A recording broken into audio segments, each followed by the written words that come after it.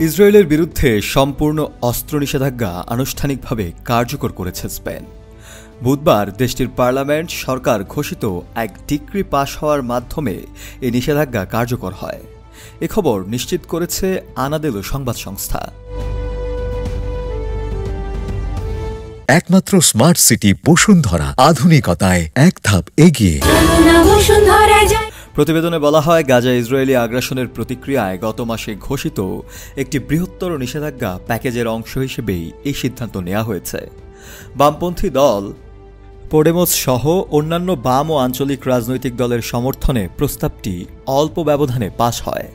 ইউরোপীয় ইউনিয়নের মধ্যে ইসরায়েলের অন্যতম কঠোর সমালোচক হিসেবে পরিচিত স্পেন জানায়, নতুন এই ডিক্রির মাধ্যমে ইসরায়েলে বা ইসরায়েল থেকে সব ধরনের প্রতিরক্ষা সামগ্রী এবং দ্বৈত ব্যবহারযোগ্য প্রযুক্তি রপ্তানি ও আমদানি সম্পূর্ণভাবে নিষিদ্ধ করা হয়েছে।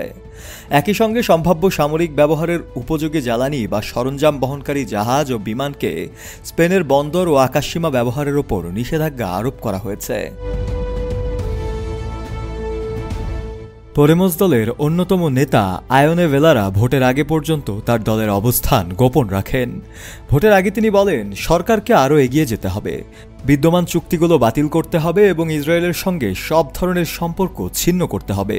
তিনি এই ডিক্রিকে ভুয়া নিষেধাজ্ঞা হিসেবে উল্লেখ করেন।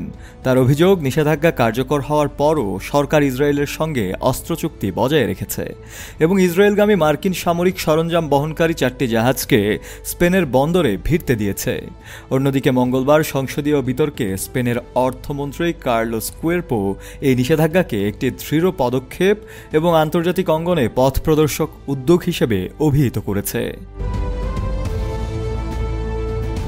শফেল মাওলা, কালের কণ্ঠ।